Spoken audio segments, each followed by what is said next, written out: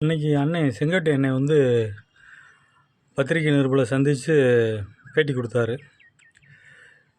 மனதில் இருக்கிறத சொல்ல போகிறேன்னு சொல்லி சொன்னார். அவர் முழுசாக சொன்னாரா என்னன்னு தெரியலை. அதில் என்ன சொன்னார்னா, கழகத்தை விட்டு போனவங்களை வந்து சேர்க்கணும்னு சொன்னார்.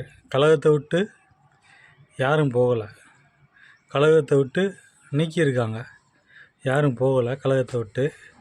கழகத்துக்காக யார் யார் வந்து ரத்தம் சிந்தினாங்களோ, யார் யார் கழகத்துக்கு தியாகம் செஞ்சாங்களோ அவங்கள வந்து கட்சியை குறுக்கு வழியில் கைப்பற்றிட்டு அவங்கள நீக்கினாங்களே தவிர கட்சியை விட்டு யாரும் போகல.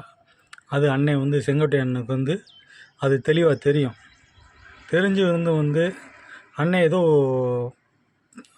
ரொம்ப ஆணித்தரமான இதெல்லாம் சொல்லலை. பிரிஞ்சவங்கள சேர்த்துக்கிறணும், போனவங்கள சேர்த்துக்கிறணும். யார் யாரை சேர்க்கணுன்றது வந்து பொதுச்செயலாளர் கையில் அவர் முடிவு எடுத்துக்கலாம்னு சொல்கிறாரு. சேர்த்துக்கிறோன்னு சொல்கிறீங்க, அப்புறம் பொதுச்செயலாளர் வந்து முடிவு எடுத்துக்கலான்றீங்க. பொதுச்செயலாளர் தான் முடிவு எடுத்துட்டாரு யாரையும் சேர்க்க மாட்டோம்னு, கட்சியை ஒன்றிணைக்க மாட்டோம்னு அவர் தான் முடிவு எடுத்துட்டாரு. அப்புறம் என்ன சொல்ல வர்றீங்க?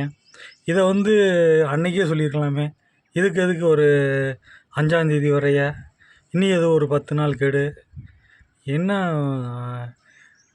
அதாவது ஆளுமையான தலைவர் எடப்பாடி இல்லைன்னு சொல்லிட்டீங்க, அவர் தலைமையில் தோல்வி நிறையா கண்டோம்னு சொல்லிட்டீங்க. அப்போ அதை சரி பண்ணுவோம் வாங்க, சரி பண்ணக்கூடியவங்கள என் கூட சேர்ந்து வாங்கன்னு நீங்கள் சொல்லலையேண்ணே. இன்னும் வந்து எடப்பாடி பழனிசாமிக்கு ஆதரவானமாக தான் பேசிகிட்டு இருக்கேனே தவிர அவரை எதிர்த்து எந்த கருத்தையும் சொல்லலை. நான் சொன்னோம் கேட்கல அப்படின்ற மாதிரி தான் சொல்கிறீங்களே தவிர கேட்கணும் அப்படின்ற மாதிரி ஸ்ட்ராங்காக எதுவுமே பேசலை.